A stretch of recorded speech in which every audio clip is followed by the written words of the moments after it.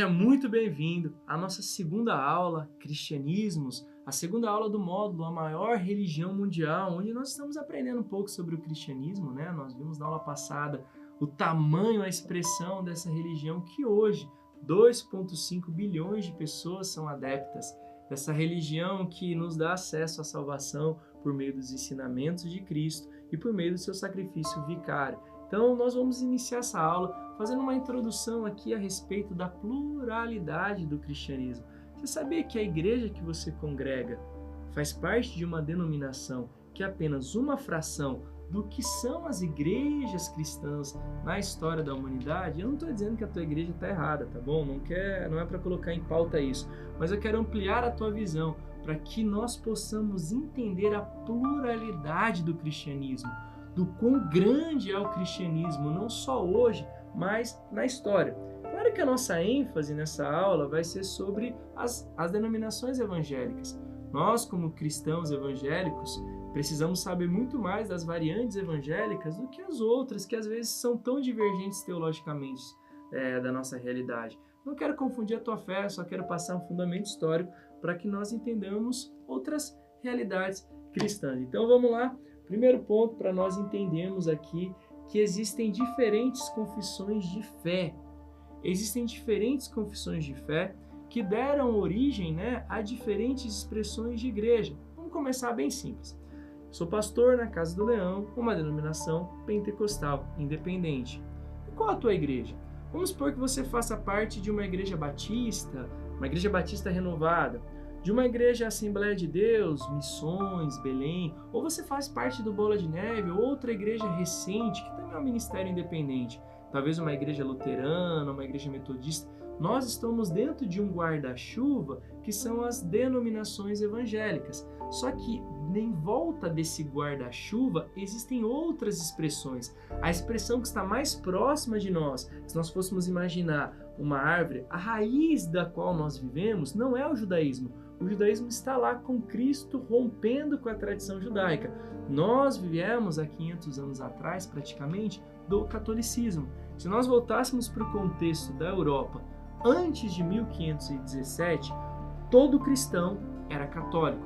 Houve um homem chamado Martinho Lutero, que não foi o único, mas foi o principal expoente de um movimento reformador que separou algumas pessoas, que promoveu o macismo, uma divisão dentro do cristianismo e deu origem às igrejas protestantes, que foram depois chamadas de evangélicas. Mas quando nós retrocedemos, nós vemos que a principal igreja do mundo é a Igreja Católica Apostólica Romana. Até hoje, se você for a Roma, tem o Vaticano, e o Vaticano é a sede do papado. É a sede onde mora o Papa e da onde os católicos do mundo todo são governados a partir daquele homem. Então a Igreja Católica Romana é a principal das igrejas cristãs.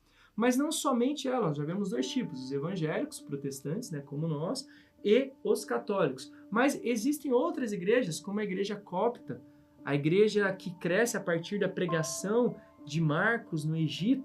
É uma igreja que não se parece tanto conosco, tem traços que se parecem mais com os católicos, Então a Igreja Ortodoxa Copta é uma igreja que tem um patriarca, alguém que se parece com o Papa, é uma igreja que acredita em mosteiros, em monges, que acreditam em santos, que não acreditam em imagens como os católicos, mas que pintam suas paredes em adoração a homens de fé também, como santos, Não exatamente como um católico, mas como tipos de santo. Então são outras expressões dentro do cristianismo.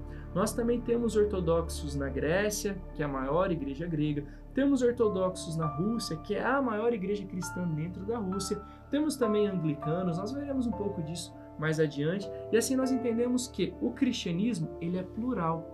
E por que eu estou dizendo isso? Para que nós possamos compreender que o movimento de saída dos apóstolos da Judéia, da Galileia para as nações, cada um foi sendo levado para uma localidade. Marcos, como eu disse, vai para o Egito, outros vão para a Índia, outros vão para o resto da Europa, outros vão, como Pedro e Paulo, para Roma.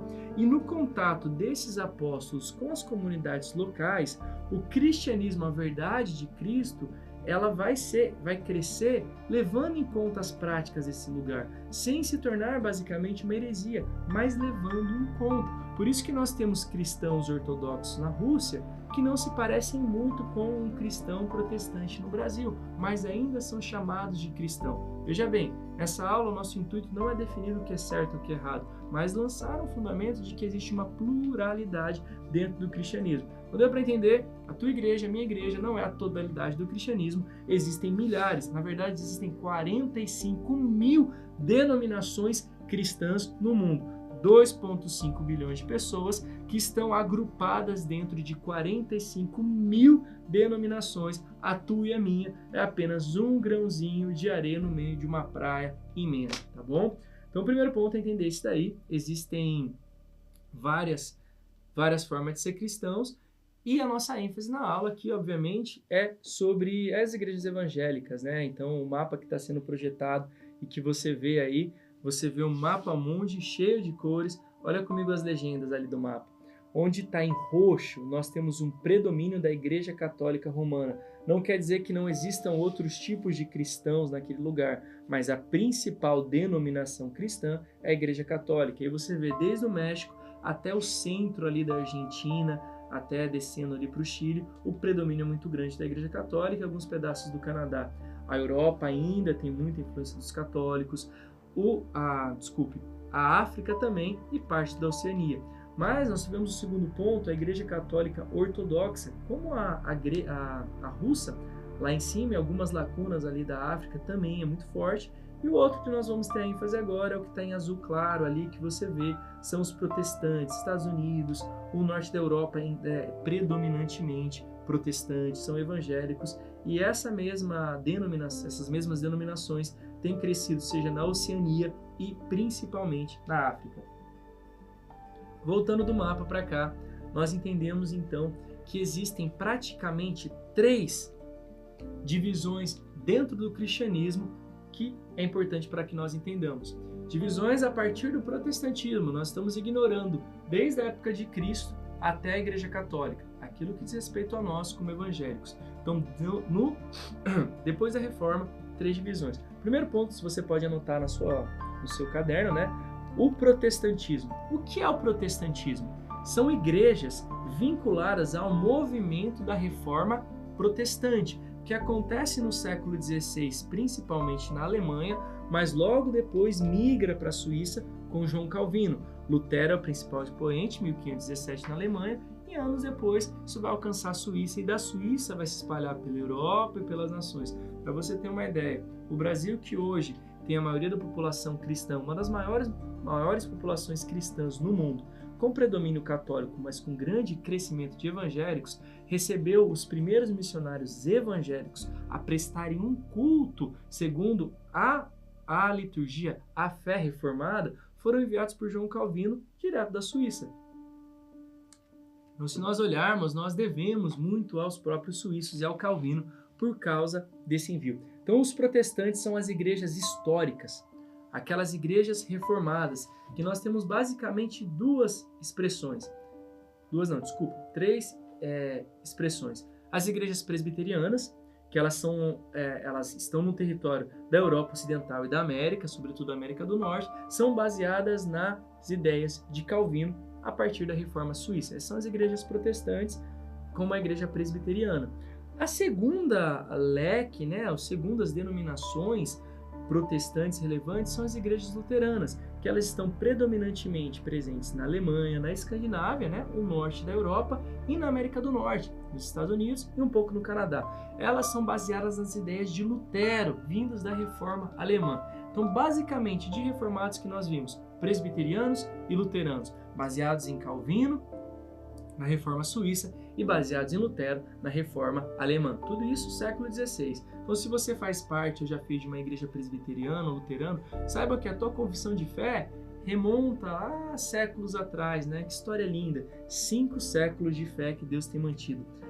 E também tem um terceiro tipo de igreja protestante que predomina muito na Inglaterra a partir da Reforma Anglicana, que são as próprias igrejas anglicanas. O que são as igrejas anglicanas? São a igreja mais católica das igrejas protestantes e a mais protestante das igrejas católicas. Por que eu estou dizendo isso daí? Porque a confissão, né, a organização estrutural das próprias igrejas anglicanas, elas são um misto da influência católica e da influência reformada protestante. De modo que, para você ter uma ideia, existe um responsável. Na altura, quando Henrique VIII faz a reforma anglicana, ele fica, entre aspas, como papa da igreja, como responsável litúrgico da igreja e da nação, e expulsa a igreja católica da Inglaterra. Então, a igreja anglicana, ela comunga de muitas práticas semelhantes ao catolicismo e ao protestantismo também. No Brasil, eles são muito fracos, né? Não tem tanta expressão. Na Europa, fora o contexto da Grã-Bretanha, também não tem tanta influência, mas nós encontramos, vira e mexe, alguns irmãos anglicanos, né? Os Estados Unidos, como um país de colonização inglesa, tem uma presença maior, mas são o terceiro tipo de igrejas protestantes. Como é que se baseiam a fé? Se baseia a fé em uma igreja protestante? Baseia-se na máxima das 5 solas. Você já ouviu falar das 5 solas? Somente a fé, somente as escrituras, somente a Cristo, somente a graça e a glória somente a Deus. Primeiro ponto, o que é somente a fé? Pode anotar aí, 5 solas, né? Sola fide, em latim. O que é somente a fé? É a crença de que a salvação é recebida somente pela fé, sem a possibilidade de cooperação pelas obras. Você foi salvo não pelo que você fez, mas pela obra que Cristo fez por você, você recebeu pela fé. Então a minha salvação não me exclui de fazer boas obras, mas de saber que essas boas obras, elas não cooperam pela salvação. O que eu preciso? Crer, ter fé que Cristo me salvou, que a grande obra foi feita por Ele. E as obras que nós podemos fazer são secundárias e muito menores. Segundo ponto, somente as Escrituras. Como nós vimos na aula passada, a Bíblia, ela é a única palavra de Deus e o único compêndio para doutrinamento da igreja. Então, somente a Bíblia tem a exatidão do que Cristo quer para nós. Nossas experiências espirituais devem estar condicionadas à Bíblia. Nossas revelações e entendimentos do Espírito condicionadas à Bíblia. Então, o segundo ponto é entender que somente as Escrituras têm relevância. Por que o contexto da Reforma coloca somente as Escrituras como relevante? Porque a própria Igreja Católica cria que o Papa tinha autoridade igual às Escrituras. Então, se o Papa disse que o purgatório existia, mesmo que a Bíblia dissesse que não fizesse menção. Então, quando a Reforma vem, ela tem que separar aquilo que era tradição católica daquilo que deveria ser tradição unicamente cristã. E somente as Escrituras, só a Escritura, é para nos trazer um prumo de que pode haver várias coisas, mas doutrina é só bíblica. Várias opiniões, mas doutrina é só bíblica. E aí o protestantismo rompe completamente o catolicismo, que depois vai colocar o contexto de inerrância naquilo que o Papa falava. O Papa não erra, ele é inerrante, assim como as Escrituras. Então, o Papa é uma autoridade tão grande quanto as Escrituras e a tradição católica é tão grande quanto as Escrituras. Os protestantes rompem com isso. Terceiro ponto, somente Cristo, Jesus como único mediador entre Deus e a humanidade. Não existem santos, não existem mediadores. Quem te leva ao céu é Cristo. Quem te proporciona acesso a Deus é Cristo. Quando você entra no ambiente do Espírito, é só Cristo que permite. Quando você morrer, quem vai te levar para a eternidade é Cristo. Não existem Marias, não existem santos, não existem pastores, não existe boa sorte, não existe superstição, não existe nada, nem que seja cristão, nem que seja herético, não existe nada. Cristo é suficiente, somente Cristo para intermediar. De novo, o Papa e homens não são relevantes nesse momento, a Reforma propõe uma ruptura. Somente a graça, o quarto ponto, a salvação ela é um favor imerecido. Você sabia que você e eu, mesmo santificados que nós somos, ainda assim nós merecemos a condenação eterna? Porque por mais que nós tenhamos a condição de santo, a nossa natureza não foi totalmente transformada. Por mais que o nosso espírito esteja vivificado, a nossa carnalidade deseja o pecado. E o que nós merecemos ainda hoje? A condenação. Mas a graça de Cristo, o favor que nós não merecemos, nos tira da condição de pecadores e nos coloca na condição de filho de Deus, salvos e justificados. Então é Cristo quem nos salva. É Cristo que derrama sobre nós a sua graça e assim nós temos acesso à salvação. o quinto ponto para entender as bases doutrinárias da Reforma Protestante é que a glória é somente a Deus. Para quem que você tem dado a glória? Para quem você tem dado a glória? Para quem a tua igreja tem dado a glória? A glória é somente a Deus. Somente Deus deve receber a glória, porque a obra expiatória e salvífica é dele. É Cristo quem salva. Logo, Cristo sendo enviado por Deus, são eles que devem receber a glória. Nós podemos produzir obras, mas essas obras não se comparam àquilo que Cristo fez. Então, quem deve receber a obra como a glória como recompensa da obra que fez? Deus. Então, somente a glória seja dada a Deus, né? Glória somente a Deus. Essa é a base da reforma, essa é a base das denominações protestantes. Você que veio de uma igreja presbiteriana sabe isso de cor. Você que veio de uma igreja batista reformada, que fazia parte da convenção, você sabe isso também. Mas você que talvez veio de uma outra realidade, pentecostal, por exemplo, saiba que existem coisas que nós podemos aprender com esse movimento, principalmente a centralidade e a reverência nas Escrituras. Primeiro movimento, então, daqueles que se separam da Igreja Católica, dos protestantes. Agora nós vamos ver o segundo movimento, o movimento pentecostal. O que é o pentecostalismo? Deixa eu te perguntar, o que é o pentecostalismo? As igrejas pentecostais, elas surgem agora de uma separação das igrejas reformadas. Se as igrejas reformadas foram aquelas que propuseram o ensino reformado dentro do catolicismo e se separaram, os pentecostais são aqueles que agora vão se opor aos reformados. E por que o nome pentecostais? Para fazer alusão a Atos 2, com a descida do Espírito Santo. Porque alguns homens que viviam o contexto das igrejas reformadas entendiam que o Espírito Santo estava desconhecido para aquela realidade. Que a palavra, principalmente a teologia lucana, aquilo que Lucas escreve no Evangelho em Atos, era cheio de dons, de maravilhas, de sinais, mas esses homens não viam isso acontecendo na sua igreja. E o Espírito Santo começa a incomodar e ativar alguns homens para que ele voltasse a ser conhecido.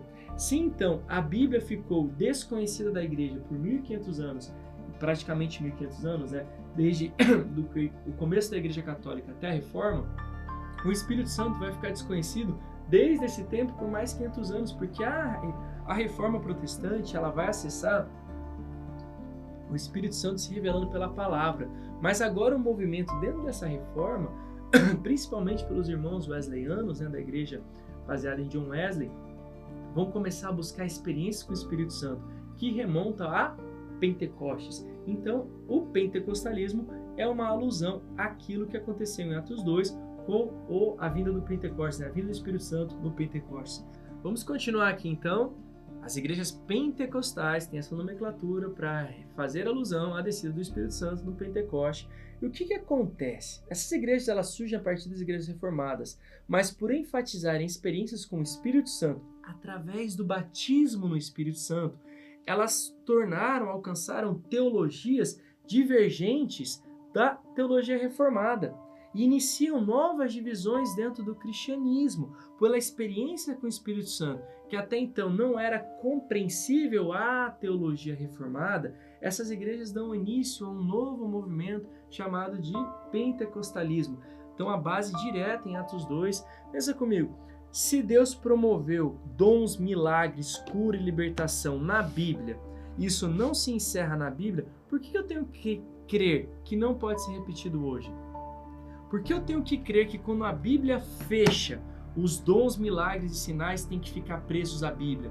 Os pentecostais vão romper com essa tradição limitante espiritualmente, racionalmente, e vão começar a viver essa prática e desfrutar, ver a ocasião de dons e maravilhas, sinais e prodígios acontecendo no seu meio. Talvez não exatamente da mesma maneira como Cristo, não da mesma maneira como Moisés abrindo o Mar Vermelho, como Elias fazendo fogo descer do céu, mas vendo curas acontecendo, vendo mortos ressuscitando, vendo expressões idiomáticas de falar em línguas. E essa realidade, ela não está literalmente presa à Bíblia. O que eu quero dizer com isso para que não pareça uma heresia? A Bíblia, ela se encerrou, mas esse fluir do Espírito Santo, ele ainda existe. O que tinha que ser escrito como profecia a respeito da nossa vida, biblicamente útil como doutrinamento está aqui, mas o Espírito Santo continua habitando entre nós e as ações que ele promoveu na Bíblia, seja no Antigo como no Novo Testamento, estão disponíveis hoje. Então, as igrejas pentecostais, elas creem no batismo no Espírito Santo, que são experiências carismáticas com o Espírito, que tem muito a ver com falar em línguas, mas não somente isso. Então, profetizar, falar em línguas, interceder, crer em dons, os dons do Espírito, como a Bíblia nos relata, isso é muito característico de igrejas pentecostais, que não se contentam apenas em olhar a Bíblia como um livro doutrinário, mas querem viver uma intimidade. Então nós já entendemos que o Espírito Santo não está preso ao fechar a Bíblia, o Espírito Santo está disponível a cada um de nós. Então as igrejas pentecostais são aquelas que têm essa proximidade, né, com o Espírito Santo. A origem do pentecostalismo está ali no século XX, na virada para o século XX, no avivamento da Rua Azusa, lá nos Estados Unidos com William Seymour, que ele começa a orar em línguas e entende esse orar em línguas como um sinal do batismo no Espírito Santo. Nesse momento a igreja redescobre o Espírito Santo e os dons. Eles voltam a fazer parte de algo que estava encoberto desde o começo da igreja primitiva. Hoje o movimento pentecostal era a maior expressão das igrejas evangélicas. Então, dentro das igrejas evangélicas, desde a Reforma Protestante, o que tem maior número de adeptos, mais ou menos 590 mil pessoas, são os pentecostais. A nossa igreja é pentecostal, talvez a sua igreja que nos acompanha também seja pentecostal. A igreja pentecostal é melhor que a igreja reformada? Não é isso que nós queremos discutir. Nós estamos apenas passando um cronograma histórico de entender que houve uma reforma protestante que deu origem principalmente a presbiterianos, luteranos e anglicanos, e depois de um avivamento que acontece na Rua Azusa, o Espírito Santo volta a ter uma ênfase dentro da igreja, a glossolalia, né, o falar em língua, essa expressão idiomática, e os dons ressurgem, e hoje as igrejas pentecostais são a maior expressão dentro das igrejas protestantes, das igrejas evangélicas. O pentecostalismo ele tem 3 ondas, que culmina na última, que é a terceira do neopentecostalismo. Se você quiser anotar, a primeira onda do pentecostalismo é o pentecostalismo clássico, que acontece principalmente no Brasil de 1910 a 1950. No Brasil nós temos 2 igrejas expoentes, a Congregação Cristã do Brasil e a Assembleia de Deus. Hoje, nos países de fala lusófona, né, de fala portuguesa, a Assembleia de Deus é a principal denominação, seja em Portugal, seja na Angola, seja no Brasil, é a que tem maior número de membros. E talvez você tenha uma história na Assembleia de Deus, você que nos acompanha com o Greg conosco, tenha passado pela Assembleia de Deus porque é a maior denominação no Brasil. Mas o pentecostalismo clássico, aqueles que rompem com os reformados, principalmente os presbiterianos, vão dar origem a essas 2 igrejas. E elas são fundadas por imigrantes que vêm dos Estados Unidos.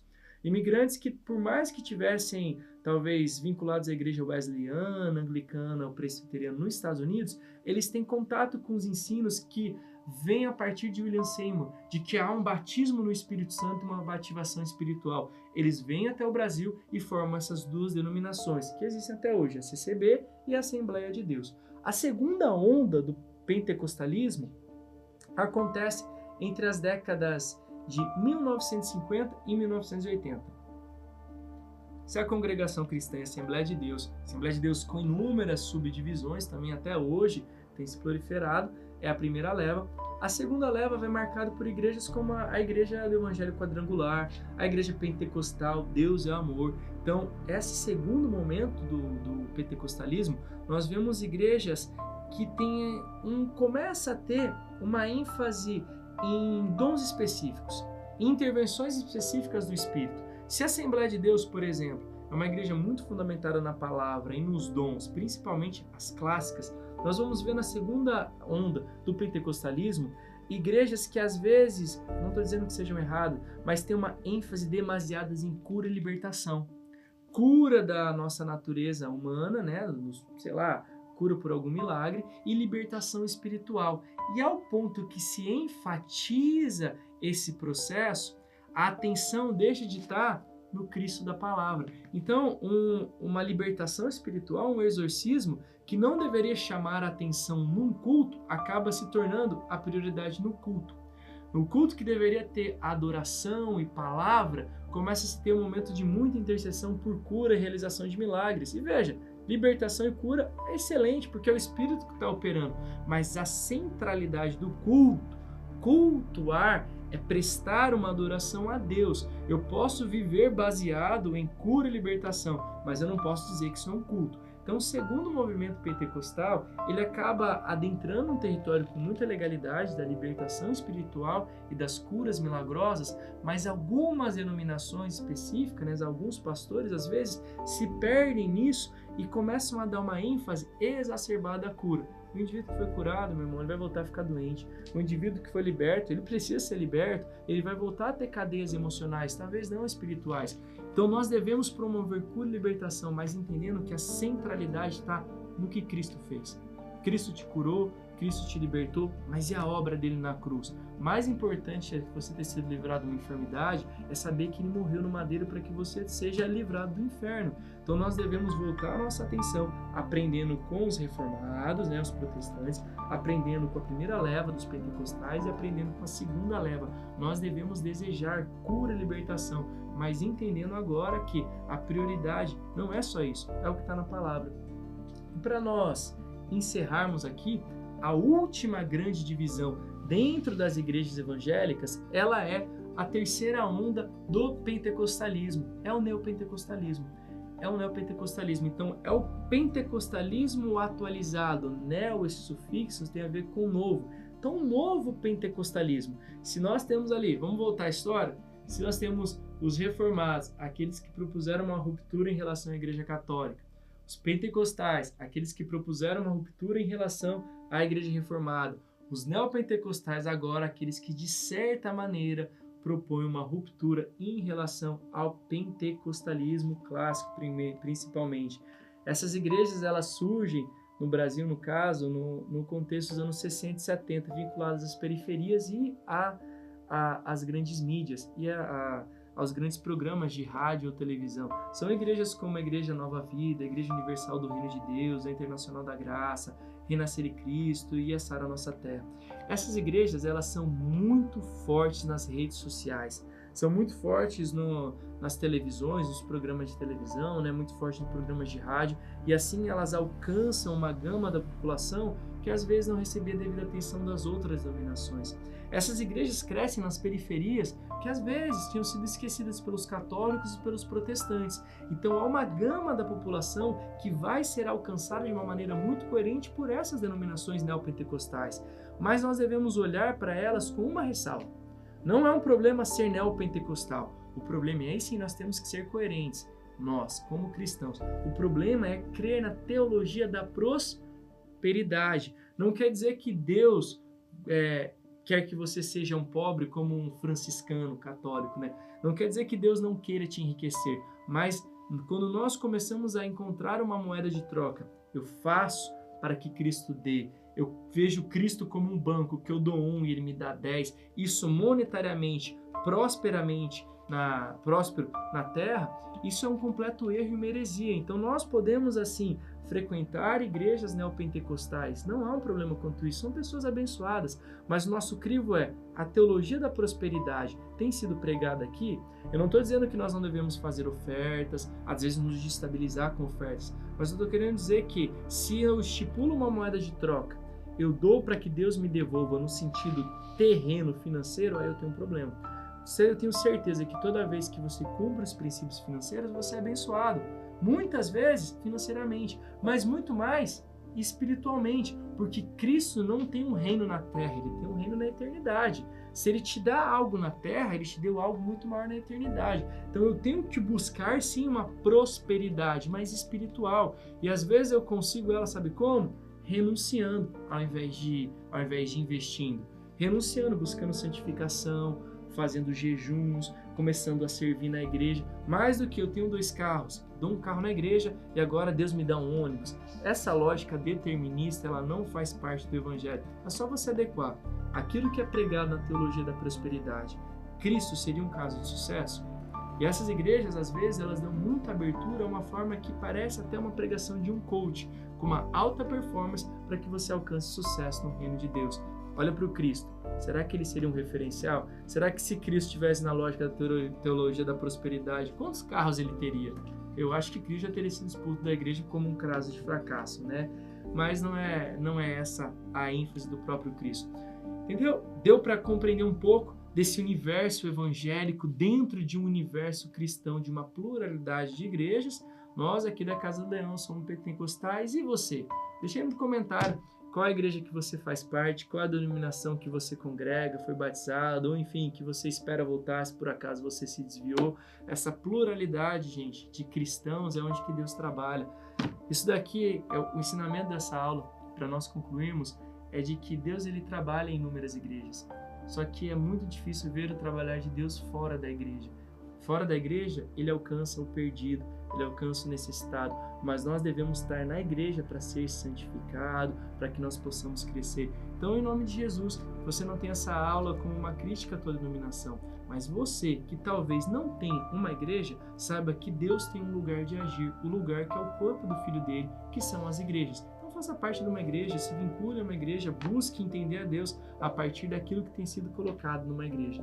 E assim nós encerramos a segunda aula, Cristianismos, que nós podemos ver que existem várias formas de expressar a fé cristã, mas todas elas baseadas em Cristo. As heresias nós deixamos de lado no nosso intento promover discórdia, mas sim entender aquilo que nós podemos abstrair de cada movimento cristão ao decorrer da história. Que Deus te abençoe e eu te aguardo para próxima terça, às 20 horas, a nossa terceira aula, uma relação entre o cristianismo e as outras religiões. Vamos avançar agora para outros cantos do mundo nessa viagem que tem sido o estudo desse módulo, a maior religião do mundo, da humanidade, da história, que é o cristianismo. Te aguardo terça-feira.